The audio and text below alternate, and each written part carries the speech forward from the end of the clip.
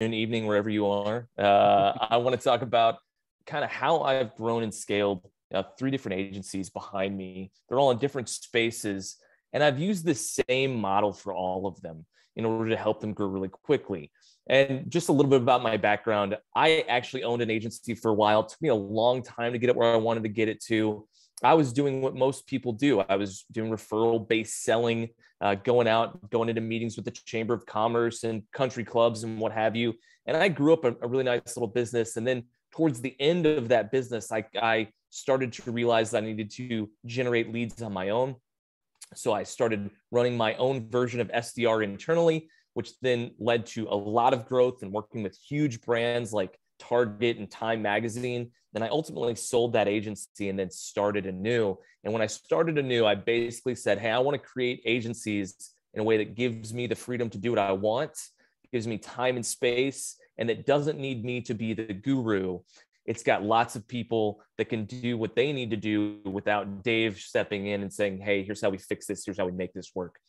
So what I'm going to be talking about today really is how to look and sound different from other agencies. And then the formula that I use to grow businesses quickly, how to create offers that will create so much value for your potential clients that they can't say no. And the last thing is I'm going to teach you how to sell without actually selling. And we're all going to do that in about 24 minutes. So rock on. let's I'm going to get into it by sharing my screen. I'm actually going to be writing on a tablet. So you're all going to get to see that my handwriting is as good as a doctor's. You're welcome for that. And I should be making a lot more money, but nevertheless, here we are. All right. So first things first, whenever I talk to agency owners and I look at their website, I look at their social media, we talk together. One of the things that I do is I consult with agency owners now in my own private practice, sort of. And it's really a passion project of mine. I only work with at most 5 clients at a time, but it's a one-on-one situation. And a lot of times what they're doing wrong are things that I've seen over and over and over again. So here's what I did when I started my first agency. I looked at what other agencies around the country were doing that I thought were interesting and cool. And I made a website just like theirs. And generally speaking, their website was very creative and dynamic, and it had some really clever tagline on it and a bunch of information about who they were. The problem was you never really knew how to get started. Maybe there was a contact section. Maybe there was, meet with us or fill out a form or whatever it was, right? But there was always a lot of information about all the services that they could do. And what I would routinely have happen to me, I don't know if this has happened to you, I'd have people check out my website and they'd say this, man, Dave, your website is fantastic. It's stunning. It's gorgeous. I have no idea what you do. Classic. I see that you do some social media. I see that you do some website building. I see that you do. And so what I started to notice is that I needed to get better about communicating very clearly and concisely who we were, who we served, and what we did. And I needed to do it in the top fold of our website every time. And so for any one of the agencies behind me, all of their websites have very, very simple top folds. They tell you what you're going to get and then who is the right person for this. And so in that, what we've seen, just so you all can know before I get into this, our average agency, when we either start it or buy it, and we turn on a new website for them with the new brand, they see an 11x increase in the leads, not just leads, meetings generated every month. Just because we simplify and clarify their message. So here's what this looks like. Don't do what everyone else does. It's simple, done. Webinar is over. All right, here's the can reality. we go to the Q&A now? That's right. Here's the reality. What you need to be doing is you need to be coming up with a specific way to talk about what results you're going to get. Quit selling on scope of work. Selling on scope of work is terrible for you. It's bad for your customers and clients, and it's not going to help you stand out. Don't sell on we're different. Don't sell on we're more creative. Don't sell on we're unique, because every other agency is saying that. So what is when you think about your industry, what are people afraid to sell on? Okay, so my first agency was an ad agency. Every time that I talked with other ad agencies, you know what they're terrified of selling on? Performance. They're like, I can't sell on performance. There's so many different variables that go into how an ad performs or how they make money, or everyone was terrified around that idea. So what I took upon myself was I went, okay, if people are afraid of selling on that result, but it's what every single client wants. No client wants to pay you not on results when it comes to ads. So what I decided was, hey, let's say that I could sell on results. Let's just go to a mythical place where I could control it. What would I need to control in order to guarantee results and get paid better, not the same, but better for the results that we generate if we sell on that? So I started to go down a list of things that I needed to have control over in order for someone to qualify for that offer. And as I went down the list, there were some very specific things. Hey, if I was working with an e-commerce site, they had to offer free shipping, at least to new customers, if not to every customer, at least to new customers, though. Free shipping all the time. I had to have at least 2 products every month that I got to discount to their minimum advertised pricing. Like, I need to be able to discount that heavily. I need to be able to get in on the backside. And this wasn't something that we did as a service, but it was like an upsell of like, hey, I'm going to do this other thing for free, but I get a portion of the cut. So what we'd do is we'd set up upsell situations once someone had a cart. Hey, these are some complimentary products to what you're about to buy. We also did this because I did lead gen through like Facebook advertising, Google advertising, that sort of thing. I'm so glad I got out of that business in 2019, by the way. Dodged a bullet, an iOS bullet there.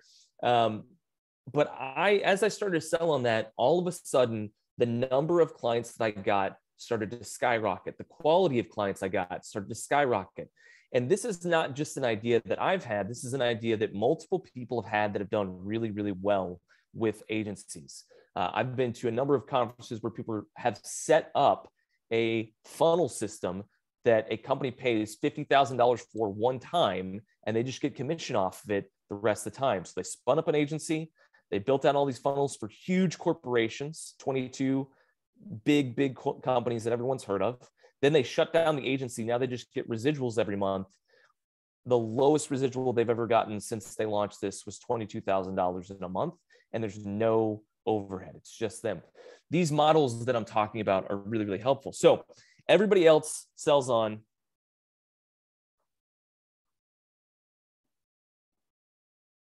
their unique value propositions, right? We're different. We're unique. I had an agency that I talked to. They said, you know what's different about us? We work in dyads. We have 2 people. One may be a strategist. The other one may be a copywriter. Or one may be a designer. And the other one's an account manager. Or one may be, they're like, that's what makes us unique. And I was like, that's what you sell to people? They're like, that's what we sell to people. I go, how many dyads do you have? They go, 4. And I go, cool. So what's your revenue like? And they're like, 1.2 million. Great. Where are you based out of? Seattle. I'm like, cool. So that's not a whole lot of money in Seattle. That's an expensive place to live.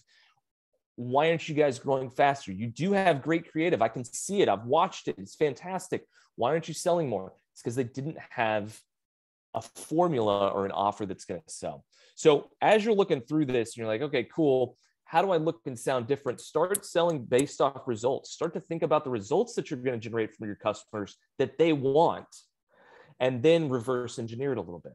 So the formula that I use to grow these businesses quickly is really simple. I create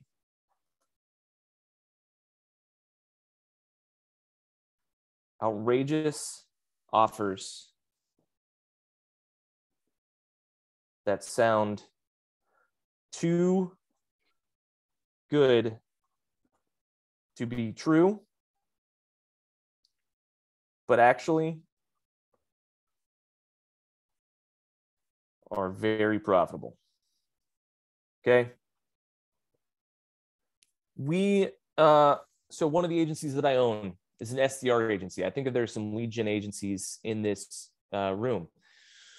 We sell on results. We do quarterly guarantees for meetings booked. If we don't hit the number, then we'll work for free for 30 days. If we still don't hit the number, we'll give you a prorated amount back. Here's the benefit. I take people through how to solve the next problem. What's the next problem they have once they sign on with us as a customer? They're going to have, hey, I don't have an outrageous offer. So now I offer an outrageous offer workshop every single month for Abidel clients. I also do ongoing sales training because that's the other problem they have. People get these meetings and then they don't know how to close them. So we take, between all the companies behind me, plus a couple more that I need to get signs for, we take 600 to 750 cold email meetings every single month.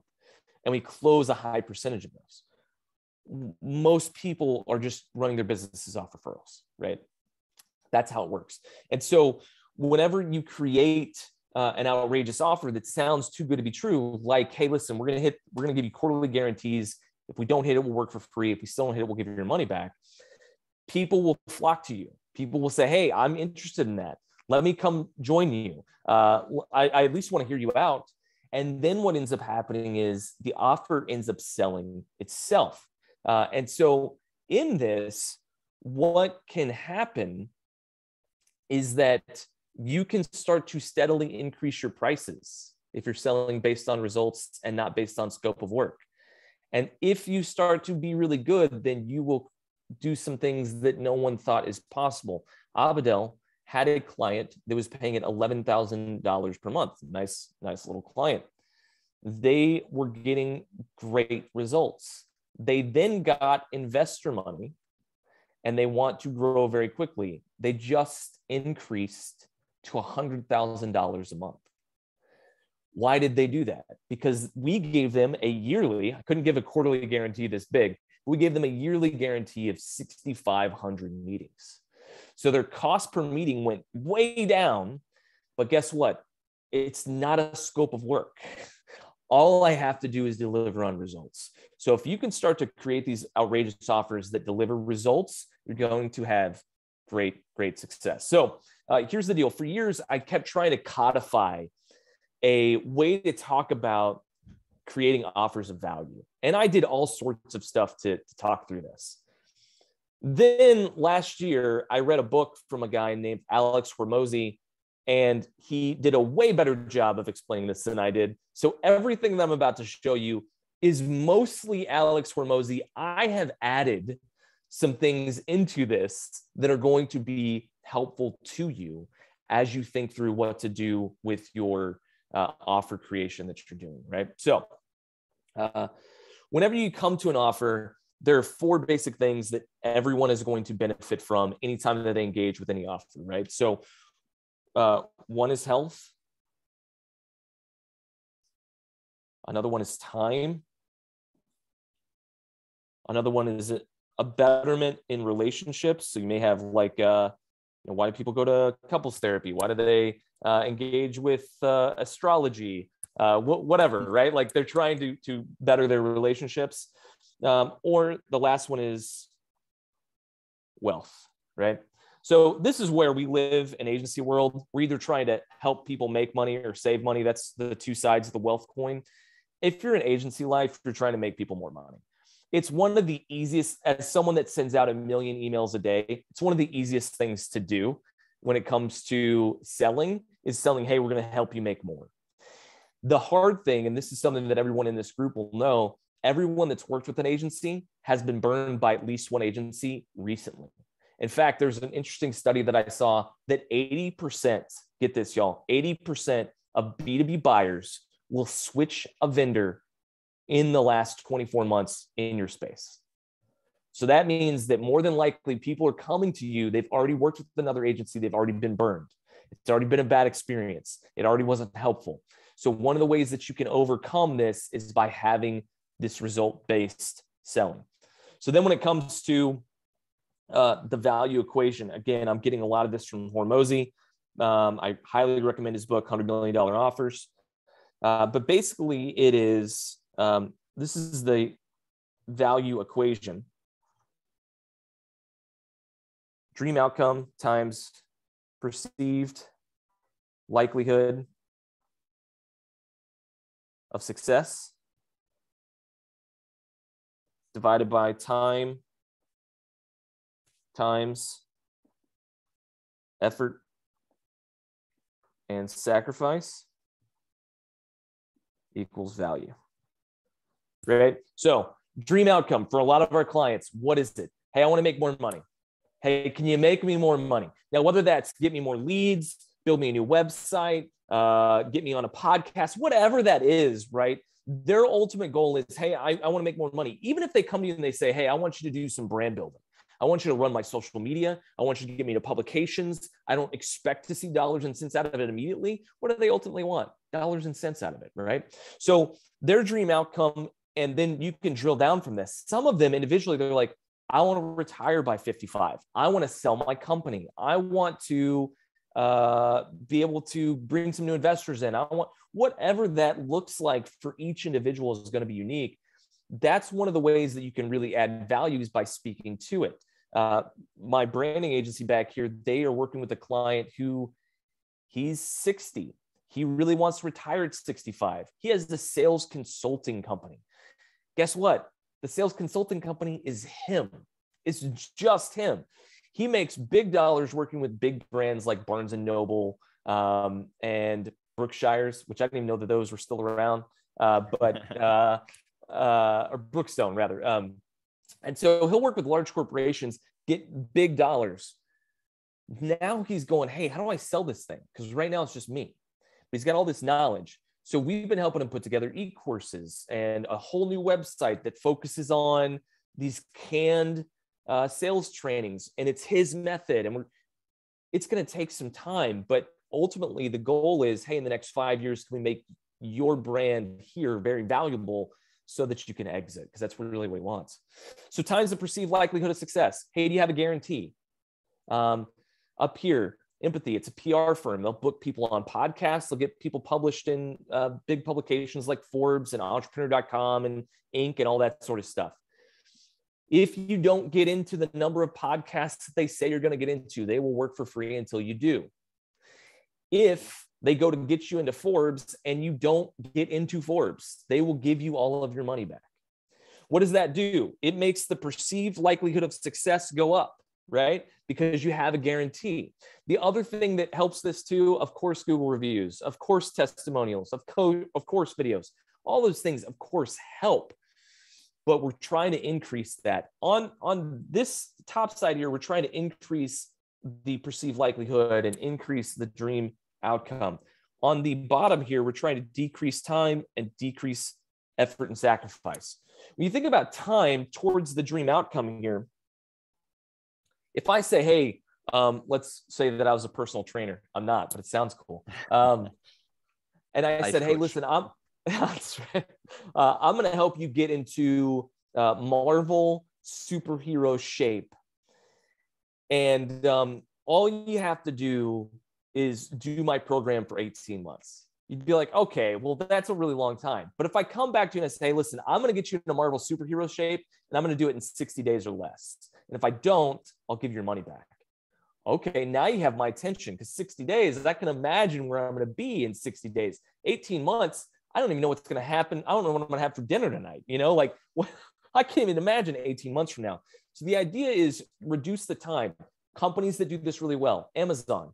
Hey, listen, I don't just want this item. I want it in 2 days.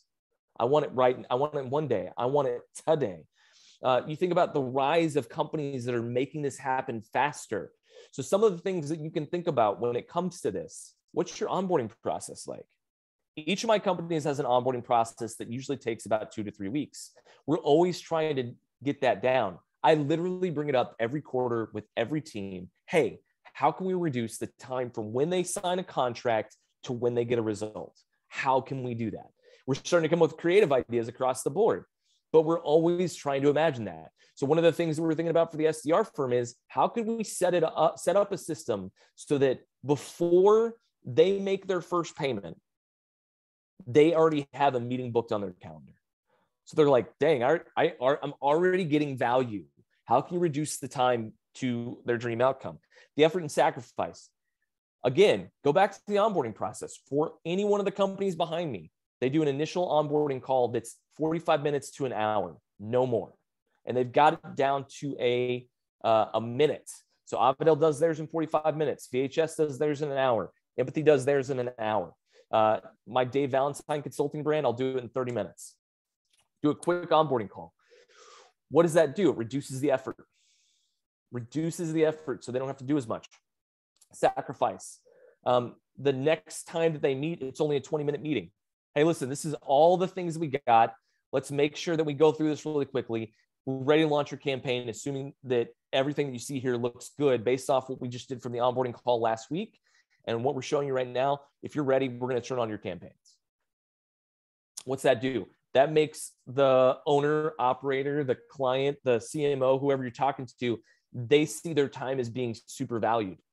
So now their effort and sacrifice is lower. Now I have a very, very highly valuable product. I can keep increasing the price, right? It's one of the reasons why my companies grow really fast compared to a lot of the big players in their space, is that we're selling based off results. So in the SDR space, a lot of people offer what? Estimated number of meetings a quarter. I don't do estimates. I do guarantees. The only time I do an estimate is if someone doesn't qualify, which happens. And then I'll say, hey, listen, you don't qualify. And they'll go, but I hope you do well. And I haven't taken a sales call in a while, so I apologize. I'm a little bit rusty. And then they'll say, oh, no, but I need somebody to do this. I need somebody to do this. I'm like, well, look, you're a nice guy. You're a nice woman. We can work together. I just can't offer you a guarantee. Okay, fine. Take my money, here. So a lot of times people get concerned. They're like, well, if I offer a guarantee, I have to offer it to everybody. No, you don't. So that's kind of a key point there. How can you prove, Patty, I'll get to that in a second. That's a great question. So when you start to do this, when you start to create these outrageous offers, and I'm only going to talk for like 3 more minutes, and then I'm going to go to Q&A. When you start to create these outrageous offers, y'all, what ends up happening is you can now just sell the offer. So here's how we do a sales call. This is really, really how we do it. Okay. Someone gets on a call. Hey, Jeremy, dude, I'm super excited to see you today. How's your week going? Good, great, awesome. Hey, I checked out your website. I kind of have an idea of what you do. I'd love to hear more about it from you. And then I'd love to hear what led to the phone call today. Then Jeremy takes the time to tell me, well, here's what I'm up to.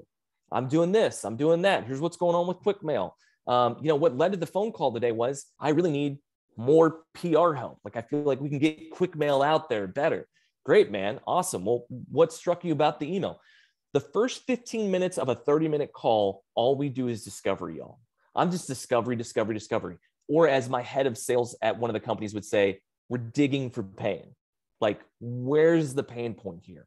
So in that conversation, if I start to hear specific keywords, like if Jeremy goes, well, I keep having these conversations with large companies that want to do SDR work using quick mail, and I just need more proof of concept.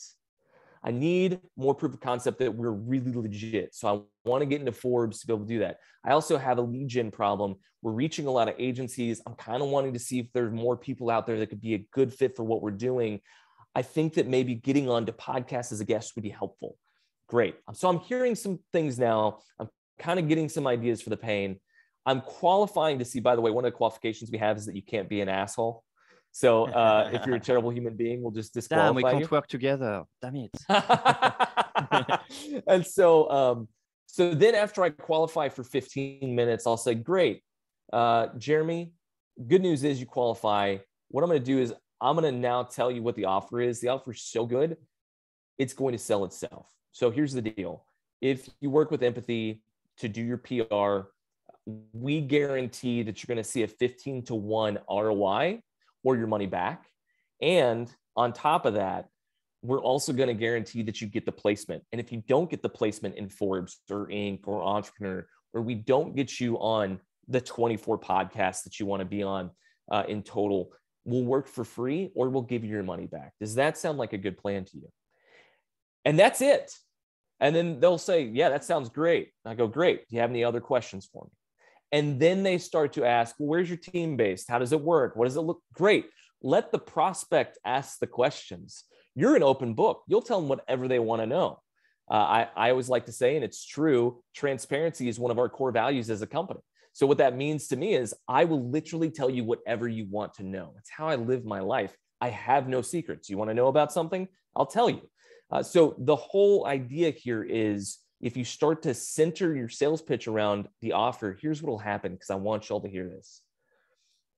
We will close out of all those meetings that I just talked about, we will close 25 to 30% across the board for each and every company. What that means is we're closing a phenomenal amount of business every single month. And here's what's the real kicker. 65 to 75%, it's different company to company, close those deals in one call, the first call. So imagine that. Imagine not having to do a ton of follow-up calls. Imagine not having to track people down. Imagine people just saying, wow, that offer's so good. It's so easy to say yes to. You only sold me on the results. You didn't sell me on the scope of work. Let's move forward. And being able to do that in a 30-minute time block and then moving on from there. Well, that is all I have. Love it. Love it. So before I squeeze you with lots of questions, if anyone has a question, just type it into the chat. I'm going to start with the question that were pre-submitted. You ready to go, Dave? It's going to be a greeting session. All right, rock and roll. So talking about offers. So we have a lot of questions about the offer. How do you validate your offer? A question from Akil. Yeah, so the way that we validate offers is pretty simple. We use emails on behalf of our clients. So like Avidel's an SDR firm. Guess how I grow all the other companies? Using the SDR firm. We have a hub and spoke model. So Avidel's the hub is the SDR firm. It does work for all the other companies. All the other spoke companies do work for the hub and for each other sometimes. The way that we validate offers is we send it out to the public, to other businesses. And we say, hey, we'd like to hop on a call with you and offer you this. If people start to show up to the meetings in droves, it's a valid offer. If people start to purchase, it's a valid offer. But you have to test it. You don't know if it's a valid offer until you test it. I've come up with some offers before for different companies that I thought were amazing. They landed flat on their face. And it's because there's a science to the value, but there's art to how you put it out. And so as an old colleague of mine used to say, marketing is alchemy, a little bit of science, a little bit of magic, see what you get in the middle. Do you have any recommendation for the number of people you try before declaring this is not good or this is good? Maybe you have like a reply rate or positive reply rate you're aiming for. Or do you have anything like that? I'll reach out to 3,000 people in a month and I'll see what I get out of that. What I should see out of that is 30 meetings booked. If I don't see 30 meetings booked, it's probably not a great offer or we're not talking about it right. So I may try and tweak it the following month, tweak the copy. I may send some more direct mail pieces out because that's part of our SDR process is to send out things that are really unique in the mail, in like the snail mail.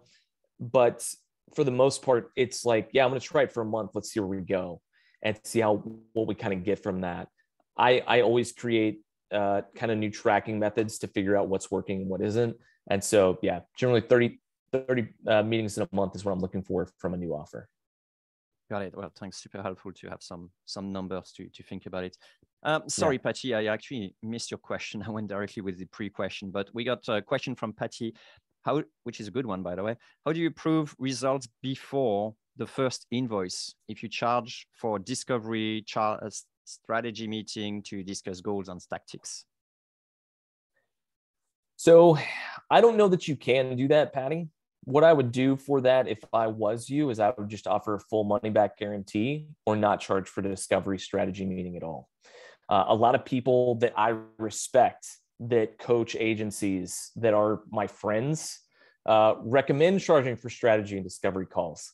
I take the opposite approach, not because they're wrong. I think that you need to figure out what works for your agency, for you. I've found that my big win as a professional is I just try and create no friction. I'm trying to make it so that it's easy for people to say yes. And charging someone for a discovery or strategy call tends to make people kind of step aside and say, I don't know if this is for me or not. Now, that being said, a way that you may be able to create less friction from that is to say, hey, listen, if you're not satisfied, I'll give you your money back. What's sort of like the flip side of that is you're contacting too many people that are sort of like time wasters because maybe your list was not qualified enough, or like, how do you ensure for that? Or is it not a problem at the moment for you? I think that anytime, so if you're selling I see you, Patty. So here's the deal, Patty. I used to do exactly what you're talking about. I mean, high ticket, highly customized, very detailed, creative campaigns that are going out across multiple channels that they needed a lot of insight before they got into it. I did bake-offs. I did crazy things for really big corporations. What I did in those circumstances, Patty, was I would request a retainer, $5,000 or whatever, for the ideas that we're going to put out. And then I would say, hey, listen, you can own the ideas. That worked some. Honestly, though, when it really started to go well was when I said, look, the discovery strategy, again, because Patty, I was burned too a lot.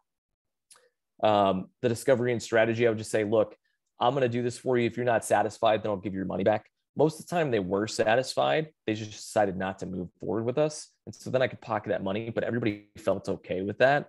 And it allowed there to be a little less friction in getting that done too. Because I was like, hey, listen, here's the deal. We charge for discovery and strategy. But before you get turned off by that, if you're not satisfied with what we do, then I'll give you your money back. No questions asked. They're like, oh, okay, well, cool. Let's see it. So anyways, get that one. Akil, to the people who haven't responded to your offer, do you retarget them with a different angle? Yeah. I never think that someone's not going to work with me. I just think that it's not right now, or maybe I haven't given them the right offer. Right. So when people come to me and they're like, well, hey, I had this happen literally last week. I was on a podcast with a friend, Jeremy Christian and mine, and Steve. And this woman reached out to me. She was like, hey, I heard you on Unstoppable CEO podcast. And we talked to your company a long time ago. We didn't go with you. We went with the company that got no results. I think we have a meeting with you for this next week, but I'd love to chat with you. Great. What was it? It wasn't no. It was not right now. An interesting stat for everyone to know. 77% of people, this is like self-identified, 77% of people will say no 4 times before they say yes to working with you. That's crazy. A lot of people stop at 1 no. I just won't.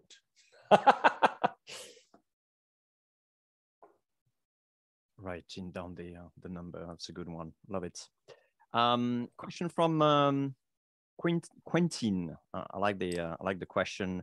How would you create an offer step by step for a new niche? Do you have any idea for that?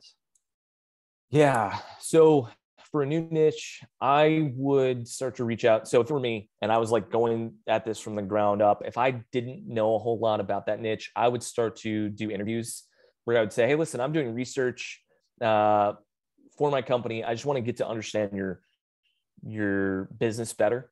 And this is like the sneaky one that's really effective. Hey, listen, I'm starting a podcast. I'd love to have you on as an expert. I did this, by the way. I'd love to have you on as an expert. Would you come on to my podcast and tell people about your business, who you are? We're going to promote it. We're going to push it out. Here's what will happen. You'll get a ton of people to say yes, because people enjoy being on podcasts. They enjoy doing webinars. And then what you can do is you can start to glean some information about what are the pain points for that industry. The reality is, depending on when you catch that person or how you ask the questions, it's really going to impact whether or not you get the answers that you're looking for. After you do your research, you're going to see the pain points that they're experiencing in your space, whether that's marketing, branding, whatever. And then you can start to tailor messaging for that. And as you do it, you're going to find some really helpful, everything that I talked about with the value equation and what you're doing to help them, All that stuff will be incredibly helpful for you to craft that offer once you understand what the actual pain points are. Yep, love it. I was also about to suggest the podcast hack. It's a good one. I know a few clients using it quite successfully. Question from Rawad. Rawad, I don't know how I'm pronouncing it. Is offering a guarantee of a result necessary? I think that if you want to really sell things, if you want to grow your agency quickly, yeah. If you don't know how to offer a guaranteed result, then you can offer guaranteed time. So this is the other hack that you can do. So the other hack is, and this is one that the branding agency has done pretty successfully. Hey, we will build you a new website in 5 days. So what that does for people is, if someone's really hurting, their sales are really down, their leads are really down, the CEO came in and said, this has to change now. They say, look, we'll build it for you in 5 days. And there's a steeper price tag to the time that we're saving you. But it's going to be a really good website that generates lots of leads, going to generate lots of sales, blah, blah, blah, blah. And we're going to build it in 5 days. And so there is a way to make it so that you can sell not on a results guarantee, but on a time guarantee. It's also, and I'll just tell you this, that's still a harder sell. You're still going to have fewer of those meetings generated. You're still going to have fewer of those conversations move forward. And that's in part because even if you can deliver a scope of work in a set amount of time, what people are really saying is the website needs to change because we don't have enough sales. So what they really want is sales. What they really want is leads. So at the end of the day, we're in marketing, y'all. Like, people want results. That's what they're coming to us for. If we aren't delivering the results, you could provide the biggest scope of work on the planet. They won't see it as valuable. Yeah, I like it. Also, you may also think that when you have such time-sensitive thing, it's not the whole year. It's like you have to hit them at the right time. And most of the time, it's not the right time for those time-sensitive offers. Good one. Yep. 2 questions that are kind of similar, but different take. So we got Juno, who is asking, can your strategy be implemented by small agencies with a very limited budget? And then we got Will, who says, what is single most important factor in scaling to 7-figure? I guess it's more about like, where are we in the journey and does it apply in every step of the way? Creating outrageous offers where you guarantee results is the best way to scale to 7 figures and beyond. It's also the best way to grow a small agency with a limited budget. You don't have to have big budgets to do. We are on a webinar hosted by QuickMail. QuickMail is a great service. In fact, my SDR firm uses QuickMail to send out emails to our clients. Hey, look at that. On behalf of our clients to their prospects. You can get into QuickMail. You can start sending emails for a couple $100 a month to use multiple aliases, but you don't even have to do that. You could have 1 or 2 aliases sending, and you could do a huge volume, and you would get lots of new meetings. A long time ago, in the infancy days of Abadel, we worked with a woman that owned a branding agency. She was a 1-person shop. I helped her create an outrageous offer. It was really simple. You ready for this one? Hey, I will give you a mood board for free for your new website or your new logo. That was it. She would get 10 to 20 meetings a month. People that are like, I'm interested. I want to see a mood board for my new website, my new logo. Yeah, let's talk. She'd get them in and she'd say, listen, here's the deal. You sign a contract. I'll create a mood board. If you love it, we'll move on to paying. If you don't, you owe $0, but I get to use the work on my website and say, hey, listen, this is some work that I did for so-and-so. And they'd say, of course, that sounds great. She would routinely sell 2 to 4 of those a month. And she started to slowly scale. Now she's got a pretty decent agency of 12 people 3 years later. And it's because she took that outrageous offer model and she started to grow slowly.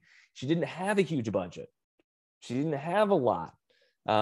And she was able to figure it out. And so there are ways that you can scale up and really see success with that. And then when it comes to scaling to 7 figures, There are lots of things that go into it, but like I was saying to a staff member today,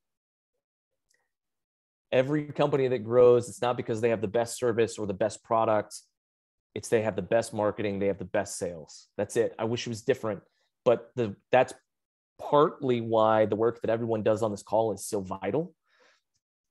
You're doing work that is so important to building companies and helping them succeed. Yeah, it's a great way to go about it. Well, I guess when you're working for results, you have to think about effectively fulfillment and delivering results. So, the sales and marketing are great, but if you're thinking about results, you're going to have to also improve your fulfillment, right? Yeah. So the start of the equation, which is a good introduction for Daryl question. He's asking, hold on. I'm looking at the wrong, sorry. It's BJ. How do you manage your time and work on stuff that leads to more revenue? And I'm thinking it at your level, right? When you are effectively having this agency that is offering, outrageous. Yeah. So I think that you need to identify. So what I would say is when it comes to managing your time, stuff that leads to more revenue, I think that you need to ask yourself, BJ, like, what are you really gifted at? Are you really gifted at selling? If you are, then that's where you need to spend your time. Are you really gifted at product? Great. Then we really need to just spend your time there. Are you really gifted at developing leaders? Cool. Then let's have you do that. When it comes to that more revenue piece, you first need to have self-awareness. The self-awareness to say, this is what I'm good at. This is really what I'm good at. This is what I'm going to be good at when the agency is 2-3 times this big. And I'm going to focus on that. And then from that, here's what will happen. You will make decisions like, I need to hire a salesperson that's pretty good. I need to create an outrageous offer. I'll tell you in my own experience what I've done. I'm a really good salesperson. I'm a really good marketer. So I just own those seats. And for a long time in the early days of the agencies, in my first agency and the agencies that we own now, I would go figure out how to sell it. So I'd go figure out how to sell the SDR, right? And then once I had figured it out and I was getting 12, 13, 15 contracts by myself every month, I went, cool, now it's time to hire a head of sales. And I'd bring them in as just a regular salesperson, but I'd find someone, we hire, promote, and fire based off our core values. So I'd find someone that was tenacious and curious and took initiative. There are 3 more, but I'll save you. And then I would bring them in, they'd shadow me. I'd see how they did. If they started to hit my numbers, I'd say, hey, would you like a promotion and some staff? And they'd of course say, yeah, that'd be amazing. And then I'd promote them, put some staff underneath them, and now they're off to the races. So really it's about figuring out, hey, where am I really great? Focusing on that, and then hiring staff around you that can complement what you're great at and where you're weak. Love it. I think we'll stop it here. Dave, thank you so much. Where would need people to go in order to know more about you, what you do, and if they want to go a little bit further with you? Yeah. So a couple places. I want to throw out a couple offers here. So one is if you are looking to increase your B2B meeting generation, you're like, hey, I would really like to grow my agency. I'd like to increase how many I have. I'll book you 3 meetings for free using Avidel. They use QuickMail. So, hey, look, nice. Good synergy there. Kind of love it. And basically what that looks like is we'll book you 3 meetings for free. You can decide if you want to continue on or not after that. The other offer is, because I know there are some SDR firms in here that are lead generation firms that kind of do what I do. Empathy PR firm, they'll get you booked on 2 podcasts for free. I'll tell you just really briefly what I've seen from podcasts for any of our brands. If I'm on 2 podcasts, I will see a 30-to-1 ROI. So basically what I'm saying to you is, if you were paying $4,500 a month for Empathy to get you on podcasts, you'd see a 30-to-1 ROI on just those 2. And I'm going to offer it to you for free. Again, if you want to continue on after that, they have 2 different packages you can go for. One's $3,500 a month. Another one's $4,500 a month. and you guys can kind of check that out. If you want to check that out, and I'll put my email in the chat here, you can just drop me an email, avadel.agency. You can hit me up there, and I'll get you hooked up with the people that you need to speak with to get that happening, and you can kind of go from there.